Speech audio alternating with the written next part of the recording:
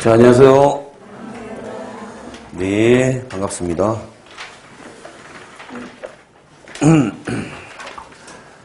자, 오늘 촬영 시작하도록 하죠. 지난 시간에 2장, 그죠? 2장, 물질의 상태와 용액, 여길 공부했고요. 하면서,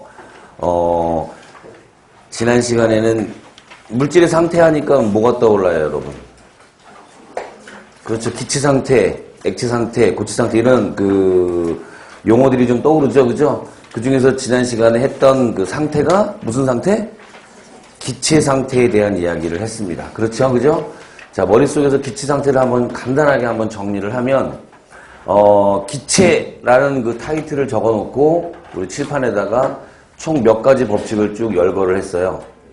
7가지 기체에 관련된 법칙을 열거를 했습니다. 그렇죠?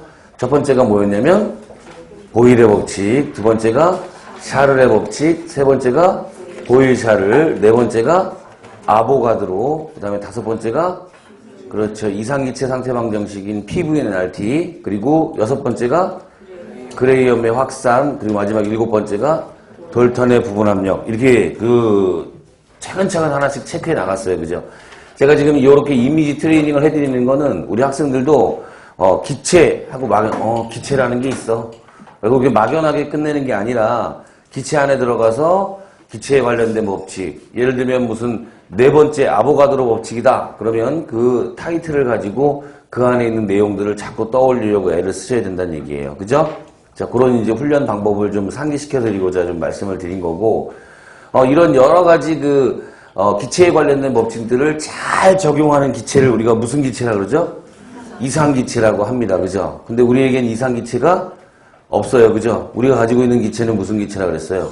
실제기체라고 이야기를 했고, 그 실제기체가 이상기체에 가까워질 조건이 있었습니다. 그죠? 온도는 높고, 압력은 희박하고, 그죠? 그 다음에 가급적이면 분자량은 작은 기체들이 이상기체에 잘 적용이 될 것이다. 그 이유는 바로 뭐다? 서로 상호작용이 없기 때문이다 라는 말로 우리가 표현할 수 있는데, 상호작용에는 어떤 것들이 있어요? 인력과 반발력. 자, 정리 가능하죠, 그죠? 이런 식으로 정리를 하셔야 되는 거 잊지 마시고. 자, 이런 실제기체가 이상기체에 가까워질 가정, 전제 조건을 가지고 우리가 기체분자 운동론이라는 걸로 설명을 했어요, 그죠? 기체분자 운동론의 첫 번째는, 자, 이 기체들은 무슨 질량을 갖는다? 점질량이라는 걸 갖는다. 그죠? 점질량에 대해서 물어볼 가능성도 꽤 높아요. 점질량이 뭐예요, 근데? 그렇죠. 질량은 있지만 부피가 없는 기체를, 그죠? 우리가 점질량이라고 얘기한다. 두 번째는, 인력과 반발력이 작용하지 않아야 된다. 즉, 상호작용이 없어야 된다. 세 번째는 끊임없이 직선 운동한다. 그죠? 네 번째는 완전 탄성 충돌이다. 완전 탄성 충돌이 어떤 의미를 갖고 있어요? 운동 에너지뿐만 아니라 운동량도 보존이 되는, 즉 다시 한번 운동량뿐만 아니라 운동 에너지까지 보존되는 그러한 충돌을 완전 탄성 충돌이다 이렇게 얘기한다 그랬죠, 그죠?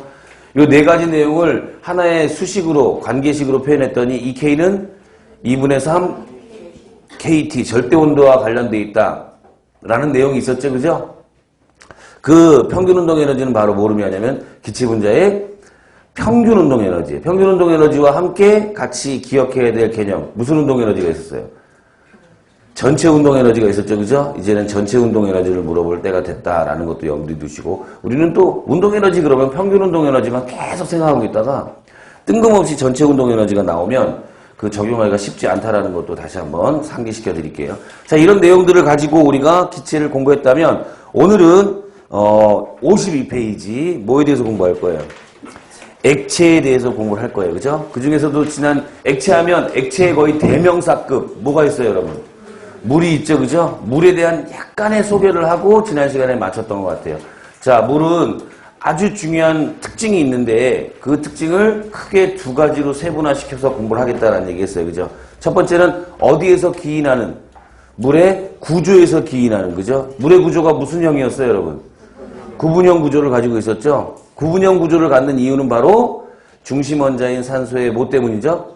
비공유 전자쌍 때문에 생기는 일이에요. 그죠? 전자쌍 사이의 반발, VS EPR 이론에 의하면 비공유전자쌍 사이의 반발력이 가장 크고 그 다음에 비공유와 공유, 마지막으로 공유전자쌍 사이의 반발력이 가장 작아요. 그죠? 이런 여러 가지 원리에 의해서 하여간 결론적으로 물 분자는 결합각 몇 도를 이루는 104.5도를 이루고 있는 무슨 형 구조를 갖는다? 구분형 구조를 갖는다. 자, 그리고 물은